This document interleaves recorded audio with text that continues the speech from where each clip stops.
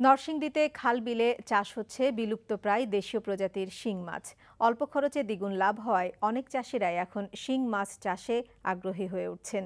নরসিংদী প্রতিনিধি বিশ্বজিৎ সাহার পাঠানো রিপোর্ট। একসময় খালে বিলে দেখা মিলত দেশীয় প্রজাতির শিং মাছ, কিন্তু কালের বিবর্তনে শিং মাছ হারিয়ে যেতে বসেছে। তাই বঙ্গবন্ধু শেখ মুজিব কৃষি বিশ্ববিদ্যালয়ের সহায়তায় নরসিংদীতে কৃত্রিমভাবে চাষ হচ্ছে দেশীয় শিং মাছের। ঢাকা লিয়ে যায়, বৈরবে নেই, সিলেট লিয়ে যায়, বিভিন্ন জায়গায় লিয়ে যায়।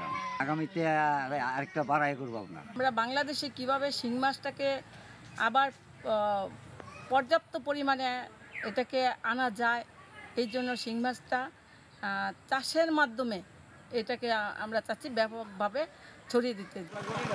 অনেক বেকার যুবক আগ্রহী উঠছেন শিং মাছ চাষে। পার্শ্ববর্তী এই ছোটো ভাই দেখে এই এগিয়ে আসছি যে আমিও চাষ করবো। তো এরকম যদি আরও আমার এলাকার বা আরও 8-10 গ্রামের যুবক ছেলেমেয়েরা এগিয়ে আসে, তাহলে তাদের বেকারও দূর হবে এবং তারা আর্থিকভাবে লাভবান হবে।